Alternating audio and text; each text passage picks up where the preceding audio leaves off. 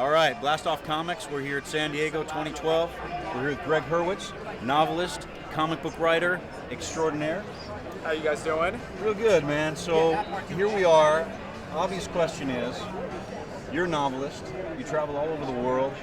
Here we are in this zoo of a place. How's it different?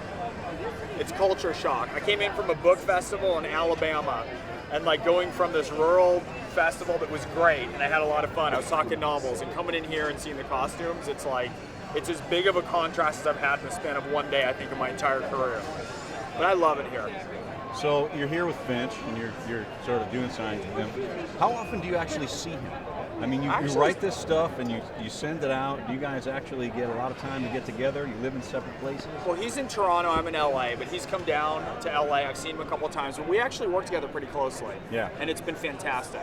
So I do the script, I send it to him, we talk our way through it, and then obviously, we'll get a lot of ideas. It's very collaborative. I mean, he's such a master that I basically send him the script and I go, here's how I'm seeing it, and anything you want to improve or make me look smarter than I am, do.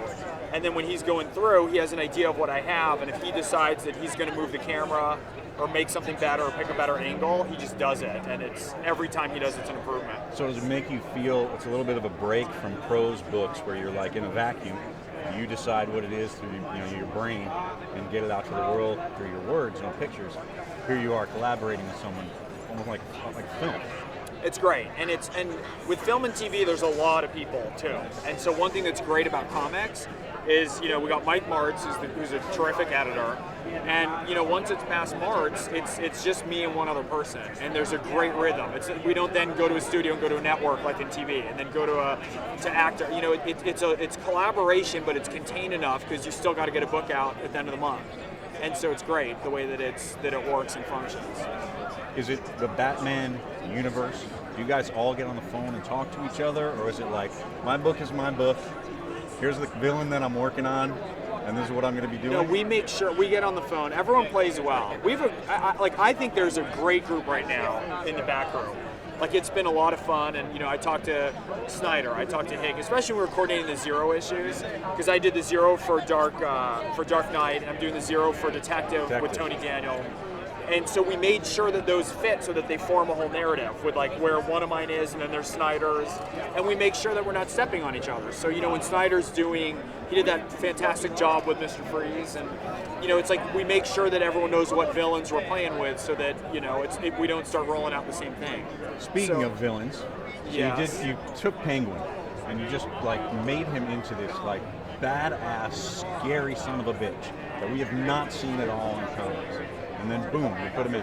Now you're doing the same thing with Scarecrow. Yeah. The difference is everyone's not laughing at me at the beginning of Scarecrow. Whereas when I said I was doing a mini of Penguin, people thought I was crazy. I mean, the early comments were like, how are you going to, like, the Penguin, a mini-series? And then what happened was, we darkened him up. Simon Kudransky did a fantastic job with the dark art palette.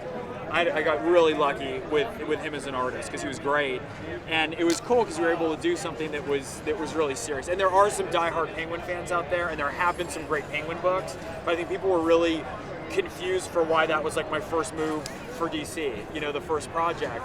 And so what I wanted to do is take some of the versions of the Penguin before that I've always loved. He's always been one of my favorite villains, and I wanted to try to update it and kind of do the new 52 fit to make sure that it was something that was new and dark. Whereas with Scarecrow, then I think people already, the Scarecrow's been around. He's been in the movies, the newer movies, and he's a little more menacing already to begin with. And so there's a bit more excitement from the get-go, as opposed to the Penguin. I think it was after the first issue it started to really catch on. So you talked about things that were your favorites from way back when. All right, let's talk real quick about first comic book you ever remember reading. I'll tell you. Reading. Okay. I have a good story. Okay, so the story is, I remember going into a comic book shop, and there was a guy who ran a comic book shop and a foosball shop, and like I always thought they went together. So and later where was in life, this? Where was it was in San Jose. Okay. And so like even now when I go in comic book shops, I'm like, why aren't there foosball tables here? Because like that was my only understanding of the world. And I remember he gave me like there's this new character who has a limited series and it's really exciting, and he's called the Punisher, and he's really badass and he's cool. And I remember I was reading it, and so cut to years and years later. Garth Ennis, probably my favorite writer, his Punisher Max run was my favorite run.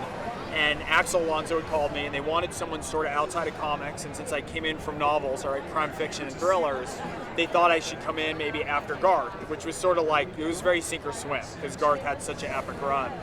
And I had two moments that were really funny. One was when I went to the comic book store to buy my favorite comic, and literally stopped and realized I couldn't buy it because I was writing it, which was the Punisher Max. And it was like, and it was your shop. And I was used to going in every week going, oh, what's going to happen now? It was like, oh, I already know what's going to happen now. And the other thing is I came to my first Comic-Con, I was walking up and down the aisles, and I saw a foosball table. And so I stopped and was like, hey, you want to play? You know, there was a guy behind it, and we were playing, and he was really good. And we played for a while, and I walked away, and I had that like the movie epiphany. I was like halfway up the aisle, and I stopped, and I turned around, and it was the guy who owned the comic book shop from my childhood. And I said, I'm here because of you, and now I'm writing the Punisher, you know, basically because you handed me that book when I was 12 years old. And so it was amazing, yeah. That's fantastic. I got to cap it there. Yeah. We can't get better than that, man. Thank you very much for My talking pleasure. to us. We really appreciate it. We'll do it again soon. Absolutely. All right, Take man. care, y'all. Yeah.